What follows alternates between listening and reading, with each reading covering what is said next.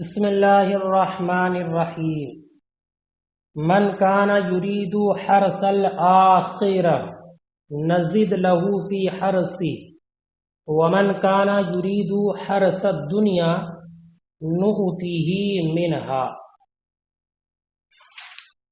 اور جو کوئی آخرت کی کھیتی چاہتا ہے ہم اس کے لیے اس کھیتی میں اضافہ کریں گے، اور جو دنیا کی کھیتی چاہتا ہے ہم اس میں اس سے بھی کچھ دیں گے۔ وما لہ فی الآخرۃ من نصیب، اور ان کے لیے آخرت میں کوئی حصہ نہیں ہوگا۔ یہ ارشاد مبارک ایک کلامی مستعنف ہے، اور دنیا و آخرت کے لیے عمل کرنے والوں کے عمل کے فرق کو بیان کرنے کے لیے لایا گیا۔ یعنی ایک وہ انسان ہے جو دنیا کے لیے کام کرتا ہے، اور ایک وہ ہے جو آخرت کے لیے کرتا ہے۔ ان دونوں میں فرق کیا ہے، اس فرق بیان کرنے کے لیے اللہ تعالی نے یہ ارشاد فرمایا کہ جو خالص آخرت کے لیے عمل کرتے ہیں تو ہم ان کے عمل میں 10 گنا یا اس سے بھی زیادہ کا اضافہ کریں گے، اور جس کا کام صرف اور صرف دنیا کو حاصل کرنا ہے اور دوسری دنیا کو کمانا ہے تو اس کو بھی دنیا سے کچھ حصہ دیا جائے گا، لیکن ایسے انسان کے لیے آخرت میں کوئی حصہ اور ثواب نہیں ہوگا، آخرت میں کوئی ثواب نہیں ہوگا۔ اصول فقہ کا ایک قاعدہ ہے الامور بمقاصدها، الامور بمقاصدها الاشباہ والنظائر میں، کہ اعمال اپنے مقاصد کے ساتھ ہوتے ہیں۔ اعمال کا حکم ان کے مقصد کے اعتبار سے ہوتا ہے۔ اگر کسی عمل کو کرنے کا مقصد نیک ہے تو اس کے لیے بھلائی ہوگی، اور اگر اس کا مقصد غلط ہے، برا ہے، اس کے لیے برائی کا حکم لکھا جائے گا، برائی کا حکم۔ قرآن مقدس کی اس آیت مبارکہ من کان یرید حرث الدنیا نؤتہ منہا ومن کان یرید، اس آیت مبارکہ سے اس قاعدے کا ثبوت ہے، اس قاعدے کا ثبوت ہے کہ جو دنیاوی ثواب چاہتا ہے ہم اسے دنیاوی ثواب دیتے ہیں، اور جو آخرت کے لیے کرتا ہے تو ہم اس کے ثواب میں زیادتی کرتے ہیں۔ لہذا جیسا مقصد ہوگا، جس مقصد سے انسان اس فعل کو کرے گا، اس کا ثواب اس کے حق میں ویسا ہی لکھا جائے گا۔ یہی وجہ ہے کہ اگر انسان نماز پڑھ رہا ہے اور نماز میں اس نے کوئی ایسی آیت کریمہ پڑھی جو کسی کلام کرنے والے کے کلام کا جواب بن سکتی ہے تو اس کی نماز ٹوٹ جائے گی، اس لیے کہ اگرچہ اس نے قرآن پڑھا ہے مگر اس کا قصد اور ارادہ متکلم کے کلام کا جواب دینا ہے، لہذا قصد و ارادہ کا اعتبار کرتے ہوئے اس کی نماز کو باطل قرار دیا جائے گا۔ اسی طریقے سے جب کوئی انسان نماز پڑھ رہا تھا اور اس نے نماز کے دوران خوشی کی خبر کو سنا اور اس وقت میں الحمدللہ کہا، یا بری کوئی خبر سنی اور لا حول ولا قوت الا باللہ کہا، یا کسی انسان کے مرنے کی خبر سنی تو انا للہ و انا الیہ راجعون پڑھا، تو ان تمام صورتوں میں بھی نماز باطل ہو جائے گی، اس لیے کہ اگرچہ اس نے قرآن پڑھا ہے لیکن اس کی نیت اور ارادہ کا اعتبار کرتے ہوئے نماز کے فساد کا حکم لگا دیا جائے، نماز کے فساد کا حکم۔ من کانا یرید، من یہ اس میں شرط ہے جو محلا مرفوع ہے، مبتدا ہے، اور نزید لہو یہ اس کا جواب شرط ہے، خبر ہے۔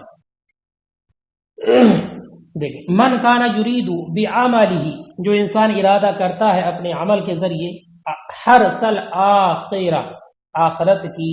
کھیتی کا، آخرت کی کھیتی کا، ہے نا، اے کسبہ یعنی کسب کا لغوی معنی اس سے مراد ہے مال کو جمع کرنا، زرع، کھیتی وغیرہ، لیکن یہاں پر مراد ہے ثواب، وہ ثواب، اور وہ ثواب ہے نزد لہو فی حرثی، تب اس کی کھیتی میں زیادتی کریں گے،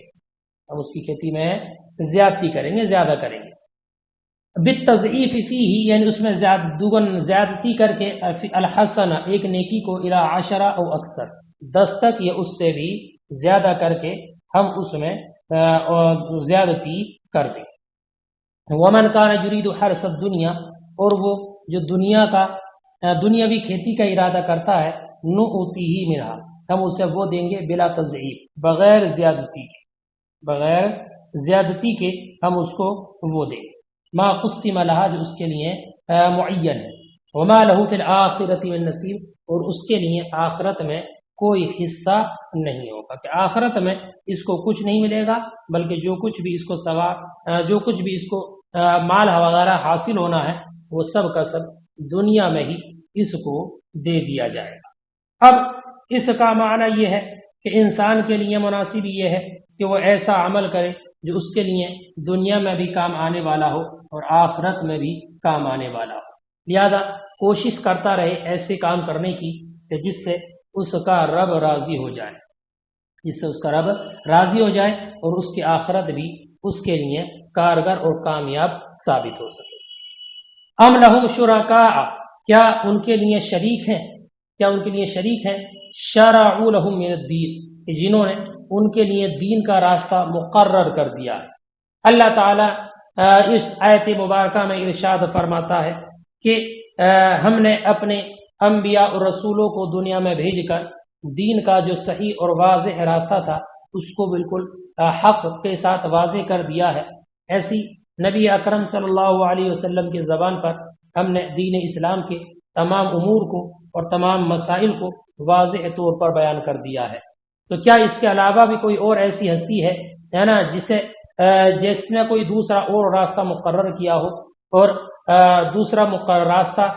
اختیار کیا ہو اور اللہ کی حرام کی ہوئی چیزوں کو اس نے حلال کیا ہو اور حلال کی ہوئی چیزوں کو حرام قرار دیا ہو، ہے نا؟ کیا ایسا کوئی ہو سکتا ہے؟ یعنی ہرگز ایسا نہیں ہے۔ جب ایسا نہیں ہے تو پھر یہ مشرکین ایسا کیوں کرتے ہیں؟ اور مشرکین نے اللہ کا وہ راستہ جو انبیاء اکرام نے بتایا ہے اس کو چھوڑ کر دوسری راہ کیوں اختیار کر لی؟ ایسا انہوں نے کیوں کیا ہے؟ ام لہم شرکاء، بعض مفسرین نے ام کو بل کے معنی میں لیا ہے، بل کے معنی میں ہے نا شرع لکم من الدین سے انتقال کے لیے ہے، جو بل انتقال کے لیے آتا ہے نا ام کو بل کے معنی میں لیا ہے، اور بعض نے بل اور حمزہ کے ساتھ مقدر مانا ہے جو کہ اب اس وقت میں زجر و توبیخ کے لیے ہوگا، ہے نا؟ اور بعض نے کہا ام لہم شرکاء کو معنی میں الہم شرکاء کے لیا گیا ہے، ام لہم شرکاء الہم شرکاء کے معنی میں، ٹھیک ہے، الہم شرکاء۔ ام لہم شرکاء کیا ان کے لیے یعنی کفار مکہ کے لیے کچھ شریک ہیں، ہم شیاطین جو شیاطین ہیں۔ اب اس کی اسناد شیاطین کی جانب کی ہے، شیاطین کی جانب، یہ مجازی اسناد ہے اس لیے کہ شیاطین کفار کی گمراہی کا سبب ہے، گمراہی کا سبب ہے، تو مسبب کی اسناد سبب کی جانب، مسبب کی اسناد سبب کی جانب۔ ام لہم شرکاء ہم شیاطین ہوں، شرعوا اے شرکاء جو معین کر دیا، مقرر کر دیا شرکاء نے لہم ان کے لیے یعنی کفاروں کے لیے، کافروں کے لیے، من الدین دین کا راستہ، الفاظ جو دین فاسد ہے ان کا، ام ما لم یعظم باللہ جس کا اللہ نے انہیں حکم نہیں دیا، کا شرک جیسے کہ شرک ہے، وہ انکار البعث اور بعث کا انکار کرنا ہے، ولولا کلمۃ الفصل اور اگر اللہ کے فیصلہ کا فرمان صادر نہ ہوا ہوتا، اے القضاء السابق گزشتہ، بأن الجزاء کی جزا یوم القیامہ قیامت کے دن ہوگی، لقضی بینہم تو ضرور ان کے درمیان فیصلہ کر دیا جاتا، وبین المؤمنین اور مومنین کے درمیان بالتعذیب لہم ان کے عذاب دینے کا دنیا میں، وان الظالمین لہم عذاب علیم اور بے شک ظالموں کے لیے دردناک اور سخت عذاب ہے، ظالموں کے لیے سخت عذاب ہے۔ مولے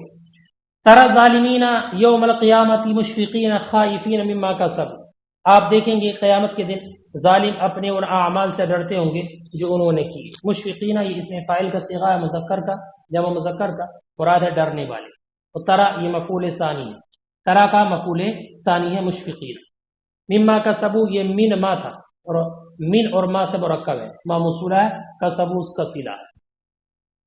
اس آیت مبارکہ میں اللہ رب العزت نے یہ بتایا کہ قیامت کے دن جب یہ کافر اپنے ان اعمال بد کو دیکھیں گے اور اپنی ان برائیوں کو دیکھیں گے تو قیامت کے دن اپنے ان اعمال سے ڈریں گے جو انہوں نے دنیا پر کمائے ہیں، دنیا میں کیے ہیں، حالانکہ یہ اعمال ان پر واقع ہونے والے ہیں، واقع ہونے والے، ان پر ان کا وبال آنے والا ہے۔ اور وہ لوگ جو ایمان لائے اور نئے کام کیے تو وہ جنت کے باغیچوں میں ہوں گے اور جنت کی کیاریوں میں ہوں گے، اور ان کے لیے ان کے رب کے پاس وہ سب ہوگا جس کی وہ خواہش اور تمنا کرے۔ ان پر اللہ رب العزت کا بڑا فضل اور بڑا انعام و اکرام ہوگا۔ ترى ظالمین یوم القیامہ، تم دیکھو گے قیامت کے دن مشرکین کو، ظالموں کو، مشفقین خائفین مما کسبوا، ڈرتے ہوں گے اس سے جو انہوں نے کیے،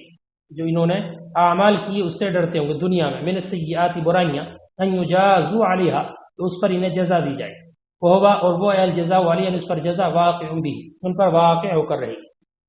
قیامت کے دن لا محالہ۔ والذین آمنوا وعملوا الصالحات، اور وہ لوگ جو ایمان لائے اور نیک کام کیے، فی روضات الجنات، وہ جنت کی کیاریوں میں ہے، انزہا بالنسبۃ الی من دونہم، یعنی ان سے زیادہ پاکیزہ جگہوں میں ہوں گے نسبت کرتے ہوئے ان کے غیر کی جانب، من دونی، لہم ما یشاؤون عند ربہم، ان کے لیے وہ ہوگا جو وہ چاہیں گے اپنے رب کے پاس، ذالک هو الفضل الکبیر، بے شک یہی بڑا فضل ہے، یہی بڑا فضل ہے۔ ذالک الذی یبشر اللہ، یہی وہ ہے جس کی خوشخبری اللہ اپنے بندوں کو دیتا ہے، ذالک الذی یبشر اللہ، یہی وہ ہے جس کی بشارت دیتا ہے اللہ اپنے بندوں کو، الذین آمنوا، ہے نا، ایسے بندوں کو دیتا ہے جو ایمان لائے، وعملوا الصالحات، اور نیک کام کی۔ یبشر اللہ، یہ بشارت سے بنا ہے، بشارت سے، اور یہ مخفف بھی پڑھا جاتا ہے اور مثقل بھی، یبشر تثقیل کے ساتھ بھی ہے، تشدید کے ساتھ، اور یبشر تخفیف کے ساتھ، دونوں طرح پڑھا جاتا ہے۔ اور یہ وہ بندے ہیں کہ جن کو اللہ بشارت دیتا ہے اپنے اچھائیوں کی اور اپنی ان انعام و اکرام کی۔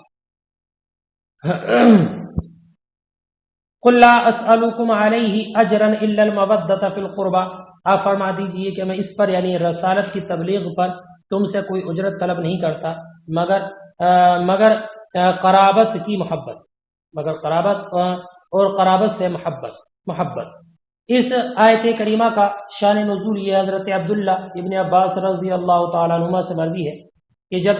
نبی اکرم صلی اللہ علیہ وسلم مدینہ طیبہ میں رونق افروز ہوئے اور انصار نے دیکھا کہ حضور علیہ السلام کے ذمے میں اخراجات اور مصارف بہت ہیں اور مال بھی کچھ نہیں، تو انہوں نے آپس میں مشورہ کیا اور حضور کے حقوق و احسانات یاد کر کے حضور کی خدمت میں پیش کرنے لگے، بہت سارا مال جمع کیا اور ان کو پیش کیا، اور اس کو لے کر خدمت اقدس میں حاضر ہوئی اور عرض کیا کہ حضور کی بدولت ہمیں بہت ہدایت ملی ہے اور ہم رہنمائی پا گئے ہیں، ہم نے گمراہی سے نجات کو پا لیا ہے اور ہم دیکھ رہے ہیں کہ آپ کے ذمے بہت زیادہ مصارف ہیں، اس لیے ہم یہ مال آپ کے خدمت اقدس میں نذرانے کے طور پر لائے ہیں، قبول فرما کر ہماری عزت افزائی کیجیے۔ اس پر یہ آیت کریمہ نازل ہوئی اور نبی اکرم صلی اللہ علیہ وسلم نے ان کے ان مالوں کو واپس کر دیا۔ اور طاؤس کی روایت میں کہ عبداللہ بن عباس رضی اللہ تعالیٰ عنہ سے روایت کیا گیا کہ سوال کیا گیا، قل لا اسألکم علیہ اجرا الا المودۃ فی القربى، فرما دیں کہ میں تم سے اس پر کوئی اجرت نہیں مانگتا مگر رشتہ داروں کی محبت۔ سعید ابن جبیر رضی اللہ عنہ فرماتے ہیں کہ اہل قرابت سے مراد آل محمد صلی اللہ علیہ وسلم۔ اور حضرت عبداللہ ابن عباس کی ایک روایت ہے، وہ فرماتے ہیں کیا تم نہیں جانتے کہ عرب کا کوئی گھرانہ ایسا نہ تھا کہ جس میں رسول اللہ صلی اللہ علیہ وسلم کی قرابت نہ، اسی کا ذکر ہے۔ قل لا اسألکم، آپ فرما دیجئے میں تم سے اس پر اعلی تبلیغ رسالت، رسالت کی تبلیغ پر اجرن، کوئی اجر نہیں مانگتا، الا المودۃ فی القربى، مگر قرابت اور رشتہ داروں کی محبت۔ استثناء منقطع ہے، اے لیکن اسألکم ان تؤدوا قرابتی، لیکن میں تم سے سوال کرتا ہوں کہ تم محبت کرو میری قرابت سے، التی ہی قرابتکم، جو تمہاری بھی قرابت ہے، ایضا فإن له في كل بطن من قریش قرابہ، اس لیے کہ نبی اکرم صلی اللہ علیہ وسلم کی ہر قریش کے خاندان میں قرابت، کوئی گھر ایسا نہیں تھا جس میں آپ کی قرابت تھا۔ ومن یقترف یکتسب حسنہ، ومن یقترف حسنہ نزد له فیہا حسنہ۔ سنیے اس آیت مبارکہ میں اللہ نے یہ فرمایا کیا وہ لوگ جو برائیاں کرتے ہیں، ہے نا، جو نیکی کماتے ہیں، نیکی کماتے ہیں، ومن یقترف حسنہ، اور وہ جو کماتے ہیں نیکی، یعنی اچھے کام کرتے ہیں، نزد لہ فیہا حسنہ، تو ہم اس میں ثواب اور بڑھا دیں گے۔ ان اللہ غفور شکور، بے شک اللہ رب العزت گناہ کا بخشنے والا اور لوگوں کا بڑا ان کی محنت اور ان کے کاموں کی قدر کرنے والا، بڑا بخشنے والا ہے۔ ومن یقترف یکتسب کے معنی میں، اور وہ جو کمائے نیکی، حسنہ نیکی، نزید لہو فیہا حسنہ، ہم اس کے لیے اس میں زیادتی کر دیں گے، بتضعیفہا، ان اللہ غفور و شکور، بے شک اللہ رب العزت بڑا بخشنے والا، گناہوں کو شکور، اور قلیل لوگوں کے عمل کی بھی قدر کرنے والا ہے، فیضاعفہ، تو اس میں اللہ رب العزت زیادتی فرما دیتا ہے اور لوگوں کو اس کا دون اجر عطا فرماتا ہے۔ اب اس آیت کریمہ ومن یقترف حسنہ میں طاعت سے تفسیر فرمائی ہے۔ طاعت سے مراد یا تو مطلقاً نیکی کرنا ہے، لیکن امام سدی سے یہ مروی ہے کہ اس سے مراد طاعت سے آل رسول کی محبت مراد ہے، آل رسول کی محبت مراد ہے، اس لیے کہ اس کا ذکر جو کیا گیا ہے وہ آل رسول کی محبت کے بعد اس کا ذکر ہے، اس لیے اس سے مراد جو ہے وہی محبت کرنا مراد ہے، لیکن ظاہر یہی ہے کہ اس سے عموم مراد ہے کہ جو بھی نیکی کرتا ہے انسان، اچھائیاں کرتا ہے، اللہ رب العزت اس میں زیادتی فرما دے۔